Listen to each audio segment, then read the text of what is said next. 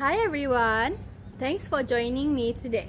In this video, I'm going to talk about how language changes depending on the platform we use. Think about it. Do you write the same way when you text your best friend compared to when you email your lecturer or probably your boss? The answer is probably no, because different platforms carry different expectations. When we adjust how we speak or write to suit the situation, this is called a register shift. And when we switch between languages or language varieties, it's called code switching. Both are really important because they show how flexible and adaptable our communication is. Today, I'll compare a casual text message with a formal email. By the end of this video, you'll clearly see how the same request changes depending on the platform. Platforms like text messages, WhatsApp, or Twitter are usually fast, casual, and focus on convenience. On these platforms, we often cut corners. We shorten words, drop grammar, and add emojis or slang. The main goal is quick understanding.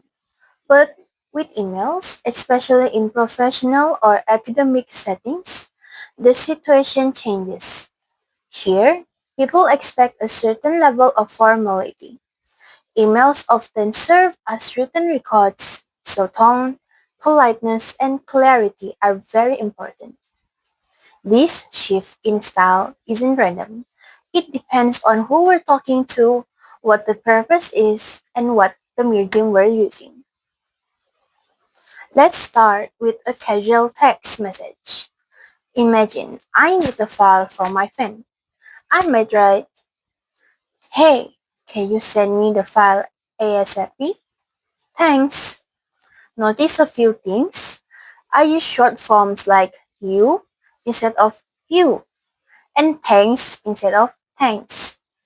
I skip proper grammar. There's no subject or full sentence structure. I added an emoji which shows friendliness but is not professional.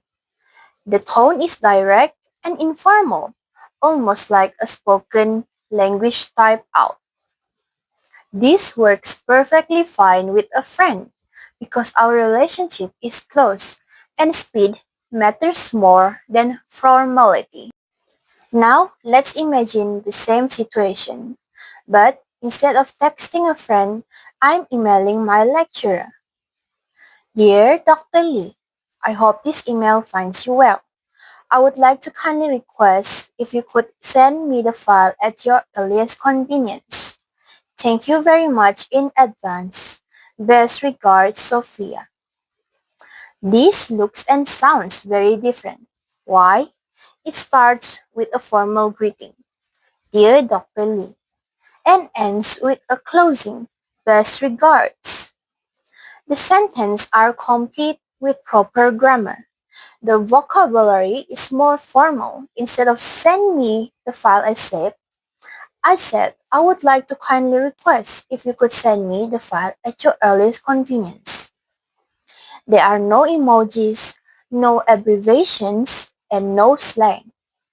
This version is much longer, but is appropriate because of the platform and the audience. Now, let's compare the two side by side.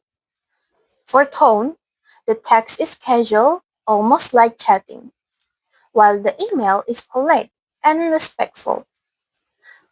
The vocabulary, text uses short forms like you and thanks, while the email uses complete words like polite phrases like kindly request.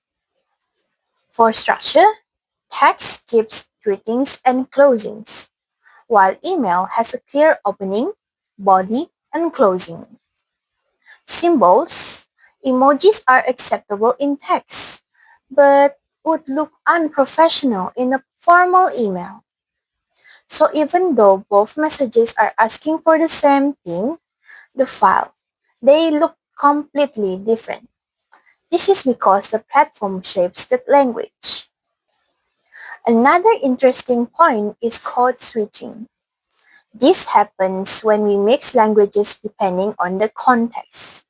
For example, in a text to my friend, I might write, can you send that file cepat sikit? Here, I mix English with Malay. My friend would understand because we share the same bilingual background. But in an email to my lecturer, I would never mix languages unless I knew they understood both. Instead, I'd keep it fully in English. This shows how we not only shift our register, but sometimes also our language choice depending on the platform. So, to wrap it up, language changes depending on the platform. A casual text message is short, fast, and informal. It may include slang, abbreviation, or even emojis. On the other hand, a formal email is structured, polite, and professional. It uses full sentences, polite vocabulary, and avoid casual elements. Sometimes we also code switch, especially in casual contexts, but we tend to avoid that informal ones.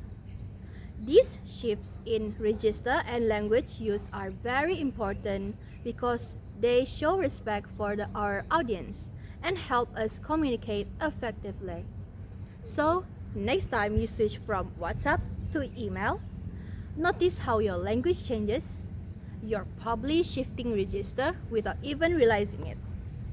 That's all for me. Thanks for watching, and I hope this helped you see how flexible and adaptable our language really is.